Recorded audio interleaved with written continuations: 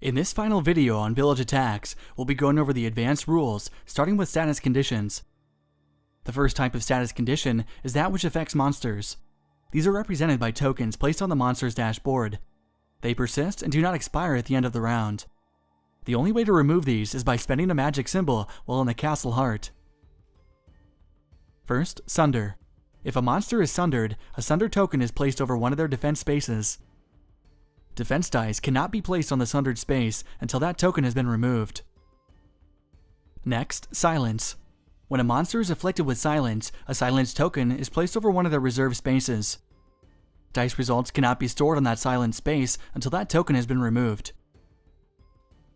Now, the Slow condition. A Slow token is placed on one of the movement spaces when afflicted with Slow. Movement can only be reduced down to a minimum of one space, so one movement space must always be available.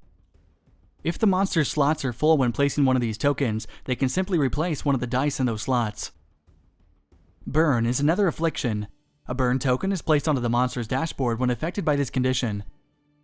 The monster now takes 1 damage at the beginning of their activation until the token has been removed. Monsters may only suffer a single burn at any time, and the damage cannot be blocked. The final condition that can affect monsters is Stun. When a monster is stunned, a Sunder token is placed onto one of their defense slots, and their miniature is laid on its side. When the monster is supposed to activate, the miniature is returned to the standing position, and it must roll 1 less die this turn. If during their turn the monster is stunned, it is immediately laid on its side, and its turn automatically ends. On its next activation, they suffer the -1 die penalty. Now, we look at the status conditions that affect villagers. Stun.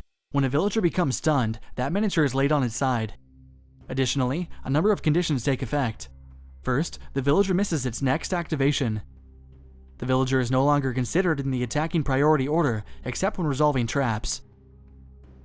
The villager is also not added to the total villager count when deciding if a monster is hindered. Stunned villagers are returned to their standing position once they have missed their activation. While villagers are stunned, they can be targeted by both monster attacks and abilities. Burn.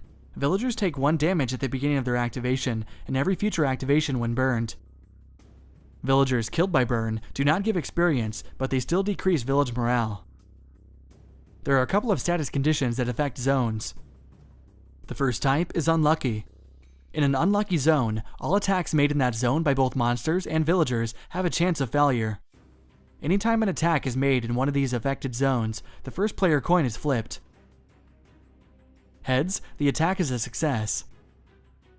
Tails, the attack fails, and no damage is dealt. Unlucky only affects attacks made from inside the zone. A ranged attack from outside the unlucky zone is not affected.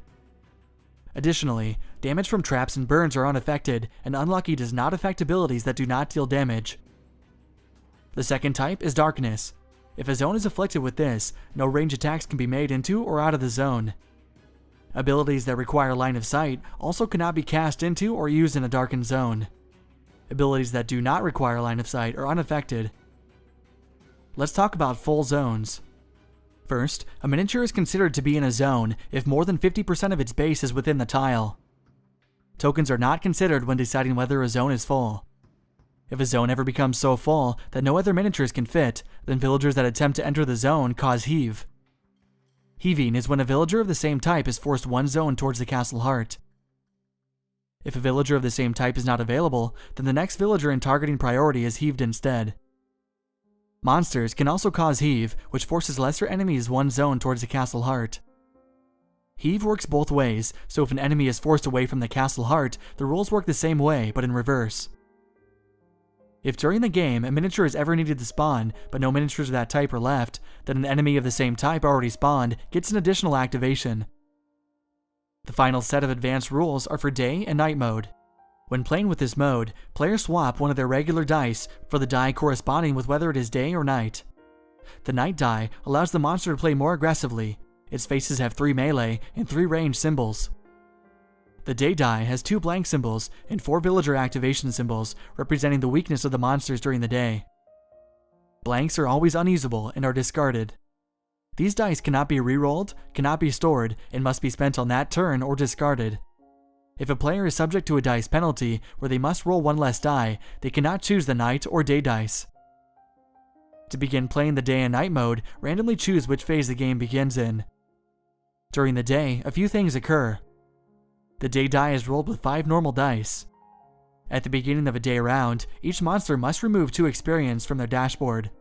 If unable to do so, they suffer 1 damage for each experience token they cannot remove. This is not done on the first round if the first round is day. Monsters do not collect experience for villagers slain during the day, though village morale decreases as normal. During the night, there are some new rules as well. Each monster rolls 5 normal dice and the night die at the beginning of the turn. Monsters earn an additional experience point for any villager slain during the night. At the end of every round, the day and night token is turned over to represent the change of phase. This concludes our How to Play series for Village Attacks. Thanks for watching.